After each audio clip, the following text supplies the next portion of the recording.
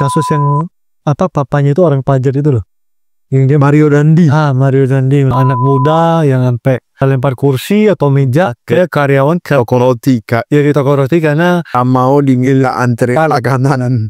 terus lain Ronald Tanu ya, Ronald Tanur yang aniaya atau pukul pacarnya sampai meninggal. ya. Banyak orang berpikir anak mami itu salah anaknya. Padahal menurut gua ada juga loh andil dari orang tuanya. Justru menurut gua andil orang tuanya cukup besar sih. Betul. Hai guys, welcome back to channel kami. Itu bukan manusia dan gua Desmond Dengan saya Hartono.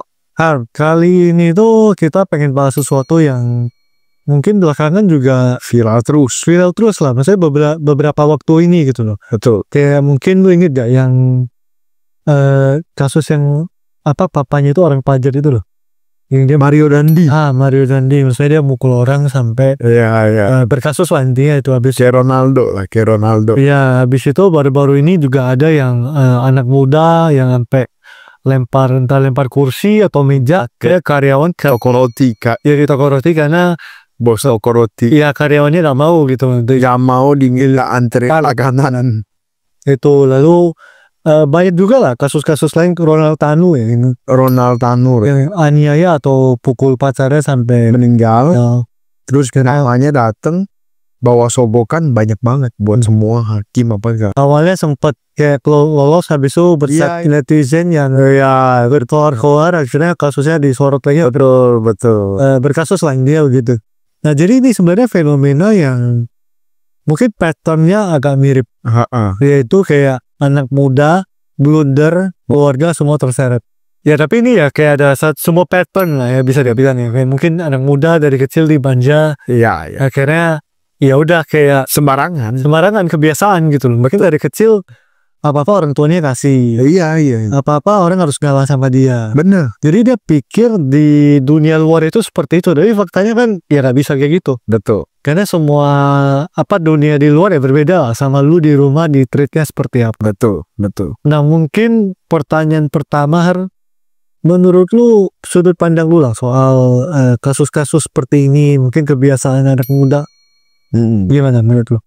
Sebenarnya ini tuh fenomena anak mami ini dari dulu sudah ada. Ya. Bahkan di keluarga kita juga kita banyak lihat lah, betul gak? Entah yang kita kenal gitu ya. Kalau dia anak mami udah dari dulu, kita bisa lihat lah sebenarnya dia itu susah untuk bertahan di masyarakat.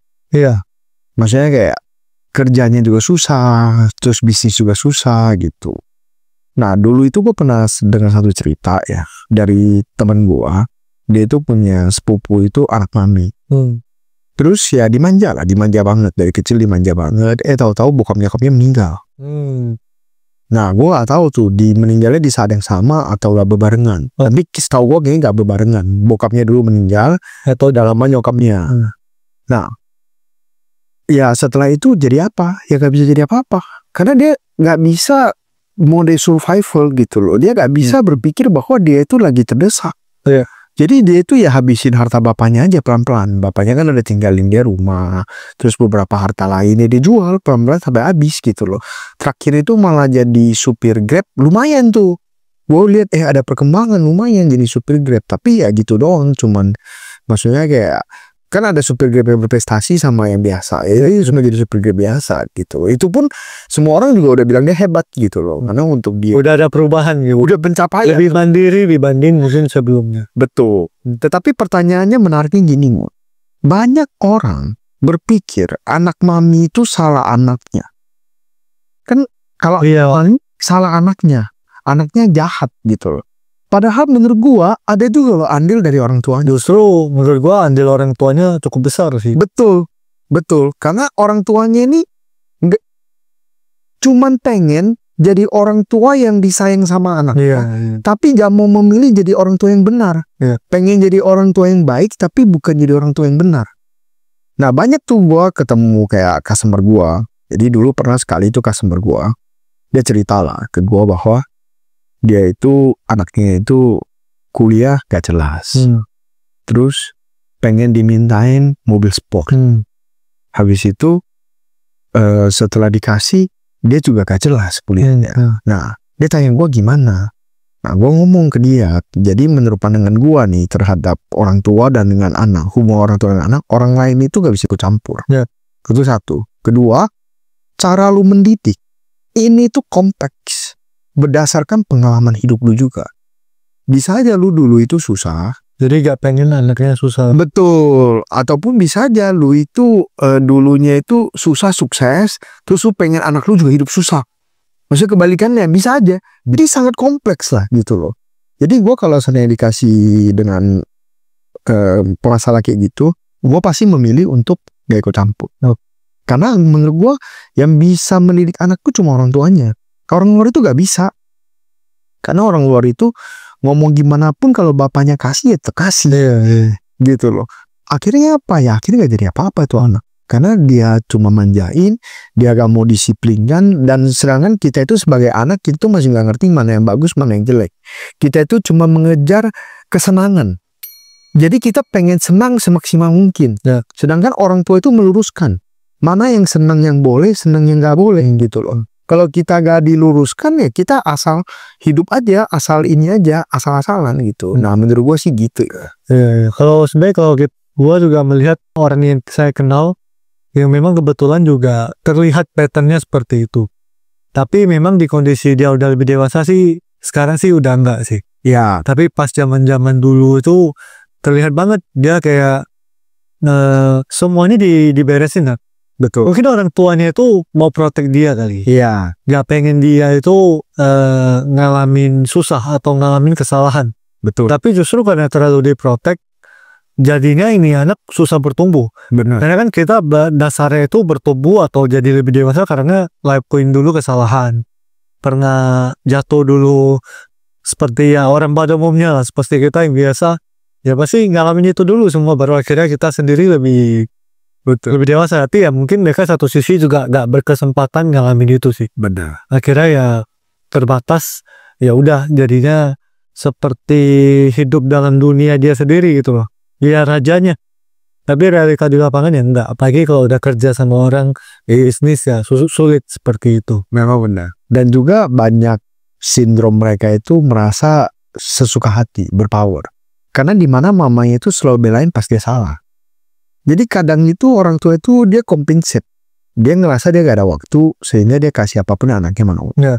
Jadi dia itu kayak maksudnya kayak kasih kompensasi lah ke anaknya gitu loh. Karena gue gak ada waktu, jadi lu walaupun bermasalah di sekolah, gue akan tetap bantu apa segala macam. Karena gue gak bisa kasih perhatian, gue kasih lu pembelaan, gue belain lu terus. Padahal belum tentu yang anak paling butuhnya itu waktu kita. Dan kalau bisa ya, setiap ada masalah itu kita jangan cabut. Kita hadapin bersama anak kita. Contoh anak kita lagi tantrum. Kan banyak orang anaknya lagi tantrum, suruh susternya, udah lu urus lah, kasih lah. Jangan kalau bisa. Kalau justru dia tantrum, lu bareng tantrum sama dia. Maksudnya lu tungguin, lu hadir di sono gitu loh. Nah banyak orang tua itu gak mau ribet. Terus ada lagi satu problematika adalah kalau seandainya diasuh oleh kakek nenek. Itu juga jadi sebuah problem. Karena kadang-kadang orang tuanya gak kasih, kakek neneknya kasih. Terus kakek neneknya boleh marahin anaknya lagi. Tapi sama cucunya enggak. Nah ini juga jadi sebuah hal yang sangat sulit gitu. Iya, bisa dibilang sebenarnya overprotective lah ya. Terlalu disayang sampai seorang anak itu ya sulit bertumbuh di situ nih. Iya, justru kalau orang tua yang baik gak gampang loh. Lebih susah loh kalau lu mau disiplin anak lu. Iya sih. Lu kan pertama gak tega. Sedih kan, gila anak gue marahin. Habis lu marahin lu juga nggak. Habis itu belum lagi anaknya nanti udah ngobrol sama orang. Nah, nggak ketemu papa males lah. Iya, jadi memang nggak mudah. Nggak bilang ini sesuatu yang mudah dikerjakan. Iya, kita ngomong sih gampang ya, padahal kenyataannya mah susah. Gue juga bisa melihat gitu loh. Nah, satu hal lagi yang paling konyol adalah kalau salah satunya itu ada selingkuh. Itu juga memperumit. Jadi kalau salah satunya selingkuh, pasti salah satunya itu akan ngomongin ke anaknya. Kayak contoh, mama lu selingkuh, papa lu selingkuh. Sehingga papa yang selingkuh itu akan kasih apa aja ke anaknya, biar anaknya itu mau sama dia.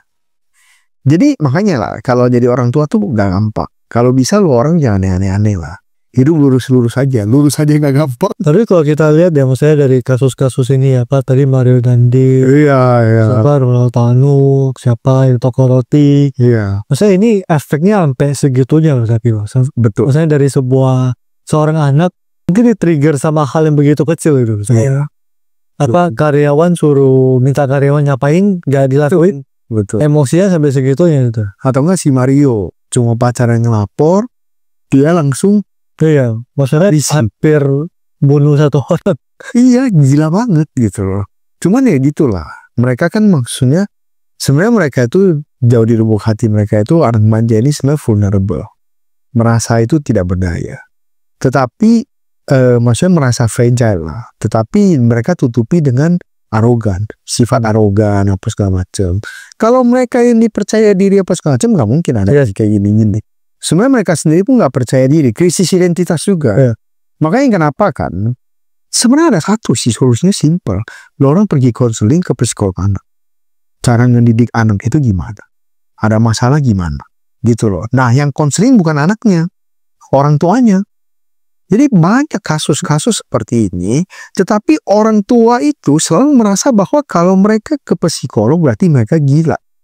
Padahal kagak, mungkin aja lu gak ngerti.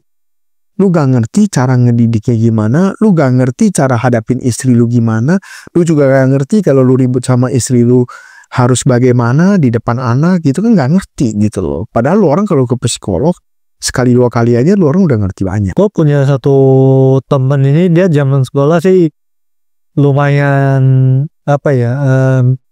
berani lah orangnya. Dia orangnya berani banget.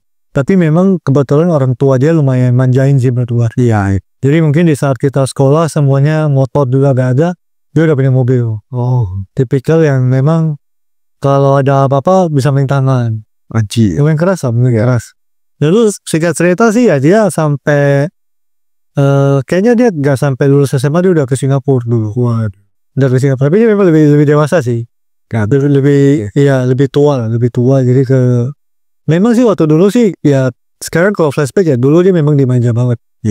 Lalu akhirnya dia ke sana, akhirnya juga nikah muda, punya pasangan, dia juga pernah usaha buka ini itu, gagal semua. Semuanya berantakan karena ya orang tuanya kasih modal, kasih ini. Tapi ya sampai mungkin suatu titik itu dia berdua sih setelah mungkin mengalami begitu banyak jatuh bangun, mungkin orang tuanya juga ada batasan lah ya. Kayak gue udah kasih begitu banyak, ya lu gak berhasil sih ya, gue mau kasih apa lagi. Betul. Kira-kira ya, tapi dia memang orangnya smart. Tipikalnya smart, cuman dulu mungkin sedikit karena dimanjain jadi lebih mudah gitu. Lebih gak begitu operasi. Lebih asal-asal. Tapi karena udah begitu banyak ngalamin jatuh turun, akhirnya pernikahan dia juga sempat gagal. Waduh. Tapi ya udah punya anak tapi akhirnya sekarang sih oke. Dia akhirnya nikah lagi, punya anak lagi. Kondisi sekarang oke. Nah, tapi setelah ngalamin begitu banyak naik turunnya, kalau bilang tuh uang sekolah. Jadi uang sekolah bapaknya mahalnya di belakang. Betul. Karena ya bayarin dia bisnis, bayarin dia sekolah keluar, ya itu ujung-ujungnya ya jadi journey ya si teman saya ini ya, sampai dia bisa menyadari sendiri, lalu mungkin ya ngerasa ya harus udah lebih dewasa aja sih. Betul. Menurut gua sih gitu. Makanya ada satu istilah itu selalu ngomong bahwa kalau lu gak didik anak lu, suatu hari dunia yang akan mendidik anak. Nah biasanya kalau dunia yang sudah mendidik itu kejam. Makanya kenapa jangan ingin jadi orang tua yang baik, jadi orang tua yang benar. Lu buat apa lu cuma kelihatan baik sama anak lu kan gak bisa hidup selamanya juga. Terus lu jangan berpikir anak lu itu seperti princess yang harus diagung-agungkan oleh semua orang. Gue lucu banget di zaman sekarang itu ya, gue ketemu orang gitu ya. Kalau zaman dulu itu kita itu kalau ketemu orang, kalau kita gak manggil kita diomelin sama orang tua kita. Bener gak? Kok gak manggil, gak punya mulut ya kamu ya? Pastinya digituin kan. Tapi sekarang beda. Bapaknya yang minta maaf, bapaknya yang ngomong, sorry nih anak gue memang agak pendiam, maaf ya. Nah sih kok aneh banget gitu. Zaman dulu sih kita ada di gue diocehin tuh. Iya diocehin. Kalau diocehin masih belaga, biasanya tangan juga ada main. Cuma maksudnya lucu banget gitu loh. Gue kok nggak tersinggung, gue nggak merasa juga bahwa semua anak itu harus sopan apa enggak. Itu kan anak-anak lu, urusan lu dengan anak lu, gue gak ikut campur gitu kan. Tapi ya gitulah, maksudnya zaman sekarang itu banyak orang itu terlalu banyak ini apa namanya itu nonton edukasi cara mendidik anak di online itu juga sekilas tau. Kayak sama anak gak boleh bentak, sama anak gak boleh marah, sama anak gak boleh. Kemarin nonton TikTok, tapi TikTok dia versi yang dia kayak pembicara lagi cerita gitu. Tapi yang luar negeri sih, bukan yang Indonesia. Dia bilang cara didik Western itu tuh berdua bullshit. Anak lu harus ajak ngobrol, harus kasih pengertian. Menurut gue itu gak, dia ngomongnya bahasanya agak kasar. Dia bilang, menurut gue ini gak masuk akal. Dia bilang anak kecil ngerti apa gitu. Iya. Lu masih harus nanya dia mau nggak ini nggak. Tapi ini kita nggak tahu ya, maksudnya mana ini gue coba cerita versi yang gue denger. Dia bilang ya anak kecil lu harus didik, lu harus arahin, baru dia bisa ngerti gitu loh. Lu gak mungkin, maksudnya dia masih kecil, lu gak mungkin minta pendapat dia untuk lu mau ini gak, mau itu gak. Kalau mau suruh manggil orang dia gak mau ya lu udah ya. Dia pasti mungkin anak kecil ya udah ya lewat aja, gue gak mau panggil ya udah. Tapi kalau lu bersikeras, lu harus panggil. Iya, betul. Mungkin baru dia bisa ngerti gitu. Oh harus manggil. Atau jadi sebuah habit, manner untuk dia ke depannya sih. Betul. Tapi ya ini balik lagi sih ya style masing-masing lah. Dan kita belum ada contoh anak yang kita didik sih, kita sih ngomongin sih Yanto. Kita udah tahu. Gimana kalian ternyata prakteknya banyak hal yang banyak ya sempurna itu sih. Betul. Nah ini fenomena anak mami lah ya. Jadi apa ya, salah pendidikan ataupun terlalu sayang ke anak juga banyak sisi yang perlu kita perhatiin nih. Bukan berarti gak boleh sayang, tapi jangan berlebihan. Betul. Dan justru anak kecil, maksudnya anak-anak ataupun anak muda itu ya harus mengalami kesalahan buat mereka belajar. Tapi ya kalau bisa kesalahannya jangan seperti ini. Iya, ongkosnya terlalu mahal. Ongkosnya terlalu mahal, ntar bayarnya ntar gak bisa bayar gitu. Betul. Nah itu dulu lah ya soal ini. Menurut kalian gimana guys? Coba share di komen juga. Apakah cara kalian mendidik anak ada cara khusus atau juga yang bisa di share ke kita? Itu dulu, jangan lupa di like, di subscribe, dan di share ke teman kalian. Sampai ketemu di video berikutnya. Thank you.